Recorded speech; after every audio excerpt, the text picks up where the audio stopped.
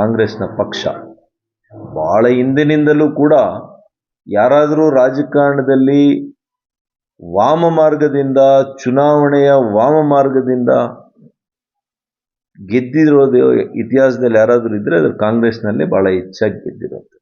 ಹಿಂದೆ ಇತಿಹಾಸದಲ್ಲಿ ನೀವು ತಗೊಂಡು ನೋಡಿ, ಯಾವಾಗ ಬ್ಯಾಲೆಟ್ ಪೇಪರ್ ಇದ್ದಾಗ. EVM ಬಂದ ಮೇಲೆ ಸಾಕಷ್ಟು ಸುಧಾರಣೆಗಳಾಗಿದೆ, ಪಾರದರ್ಶಕವಾಗಿ ಆಗ್ತಾ ಇದೆ, ಯಾರೂ ಕೂಡ ಮೋಸ ಮಾಡಲಿಕ್ಕಾಗಲ್ಲ.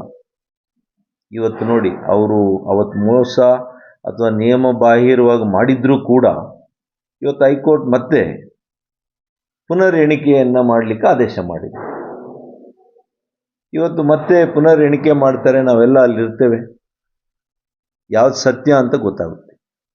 ನನಗೆ ವಿಶ್ವಾಸ ಇದೆ, ಮಂಜುನಾಥ್ ಗೌಡ್ರೆ ನಿಜವಾಗ್ಲೂ ಕೂಡ ಮಾಲೂರಿನ ಜನತೆ ಅವ್ರಿಗೆ ಆಶೀರ್ವಾದ ಮಾಡಿ ಅವ್ರಿಗೆ ಹೆಚ್ಚಿನ ಮತಗಳು ಬಂದಿದ್ದಿದ್ದು ಅಂತ ನನಗೆ ಮಾಹಿತಿ ಇದೆ, ನನಗೆ ವಿಶ್ವಾಸ ಇದೆ.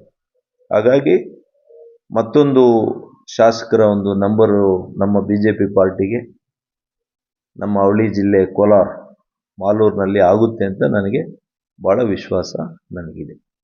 ಒಂದನೇದು, ಯಾಕೆಂದರೆ ನಾನು ಮಂತ್ರಿಗಳಿದ್ದಾಗ ಅವರನ್ನು ನಾನು ಈ ಪಕ್ಷಕ್ಕೆ ಕರ್ಕೊಂಡು ಬರುವಂಥ ಪ್ರಯತ್ನ ಮಾಡಿದ್ವಿ ಮತ್ತು ಅವರಿಗೆ ಆ ಜನತೆ ಕೈ ಹಿಡಿದಿದೆ. ನಮ್ಮ ಹೈಕಮಾಂಡು ಕೂಡ ಅವರಿಗೆ ಆಶೀರ್ವಾದ ಮಾಡಿದೆ, ನಮ್ಮೆಲ್ಲ ಮುಖಂಡರುಗಳು ಕೂಡ ಅವ್ರ ಜೊತೆಯಲ್ಲಿ ನಿಂತಿದ್ದಾರೆ.